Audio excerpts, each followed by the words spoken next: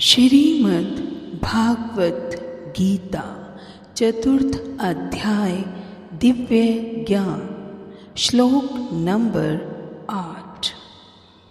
परित्राणाय साधूनां विनाशाय च दुष्कृतां धर्म संस्थापन अर्थाय संभवामि युगे युगे।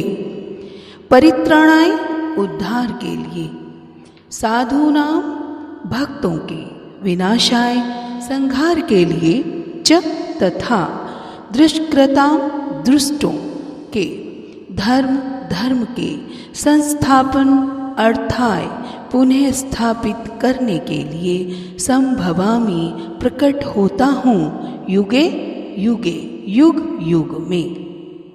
अर्थ है भक्तों का उद्धार करने, दुष्टों का विनाश करने तथा धर्म की फिर से स्थापना करने के लिए मैं हर युग में जन्म लेता हूँ, प्रकट होता हूँ। पूर्व श्लोक में हमने पढ़ा था कि भगवान श्री कृष्ण ने अपने अवतार के अवसर का वर्णन करके उदाहरण सहित बताया था, और अब भगवान अपने अवतार का प्रयोजन बताते हैं। अवतार के अवसर और अवतार का प्रयोजन। तो अब वो श्लोक में आगे बताते हैं कि उनका प्रयोजन क्या था, दुष्टों को विनाश करना और धर्म की फिर से स्थापना करना। तात्पर्य क्या है? भगवत गीता के अनुसार साधु यानी पवित्र पुरुष कृष्ण भावना भावित व्यक्ति है। अधार्मिक लगने वाले व्यक्ति में भी यदि पूर्ण कृष्ण चेतना हो तो उसे साधु समझना चाहिए। दुष्कृताम उन व्यक्तियों के लिए आया है जो कृष्ण भावनामृत की परवाह नहीं करते। दुष्कृताम उन व्यक्तियों के लिए आया है जो परवाह नहीं करते, किसकी? कृष्ण भावनामृत की। ऐसे दुष्कृताम या उपद्रवी, मूर्ख तथा अधम व्यक्ति कहलाते हैं, भले ही वे सांसारिक शिक्षा से विभूषित क्यों न हो। इसके विपरीत यदि कोई 100% कृष्ण भावनामृत में लगा रहता है तो वह विद्वान या सुसंस्कृत ना भी हो, फिर भी वह साधु माना जाता है। जहाँ तक अनिश्वरवादियों का प्रश्न है, भगवान के लिए आवश्यक नहीं कि वे इनके विनाश के लिए उस रूप में अवतरित हों जिस रूप में वे रावण तथा कंस का वध करने के लिए हुए थे। भगवान के ऐसे अनेक अनुचर हैं जो असुरों का संहार करने में सक्षम हैं, किंतु भगवान तो अपने उन निष्काम भक्तों को तुष्ट करने के लिए विशेष रूप से अवतार लेते हैं जो असुरों द्वारा निरंतर तंग किए जाते हैं। असुर भक्त को तंग करता है, भले ही वह उसका सगा संबंधी क्यों ना हो, लेकिन बाय नेचर वो असुर है, रिलेशन चाहे कुछ भी हो। यद्यपि प्रहलाद महाराज हिरण्यकशिपु के पुत्र थे, किंतु तो भी वे अपने पिता द्वारा उत्पीड़ित थे।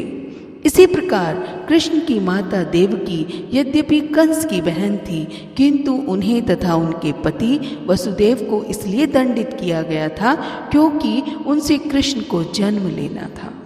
अतः भगवान कृष्ण मुख्यतः देवकी के उद्धार करने के लिए प्रकट हुए थे, कंस को मारने के लिए नहीं, किंतु ये दोनों कार्य एक साथ संपन्न हो गए।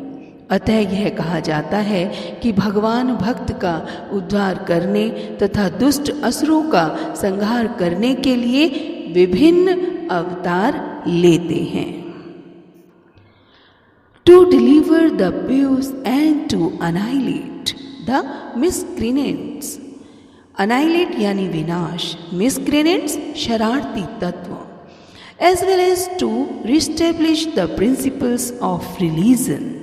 I myself appear millennium after millennium। Purport: According to Bhagavad Gita, a sadhu yani holy man is a man in Krishna consciousness.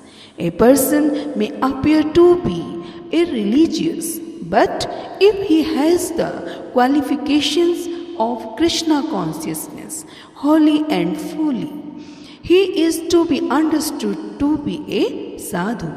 And dushkritam applies to those who do not care for Krishna consciousness. Such miscreants or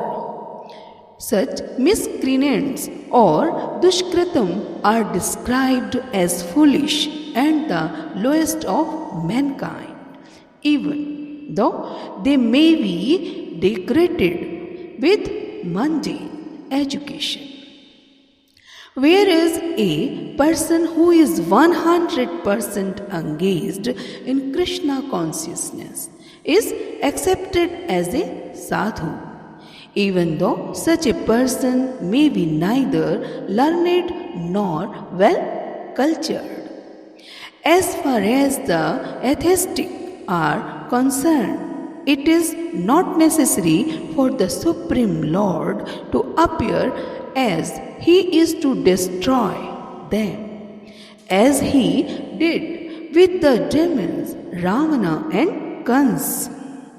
The Lord has many agents who are quite competent to vanquish demons. But the Lord especially descends to appease his unalloyed devotees who are always raised by the demoniac.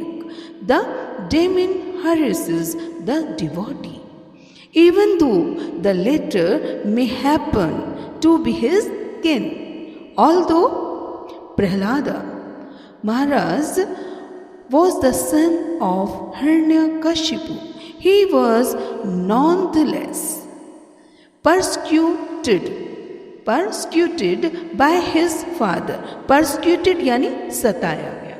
His father, although Devaki, the mother of Krishna, was the sister of Kans, she and her husband Vasudev were persecuted, फिर सताए गए, only because Krishna was to be born of them. So Lord Krishna appeared primarily to deliver Devaki rather than kill Kans. But both were performed simultaneously. दोनों काम हो गए. Therefore it is said here that to deliver the devotee and vanquish the demon miscreants, the Lord appears in different incarnations. Shrimad Bhagavad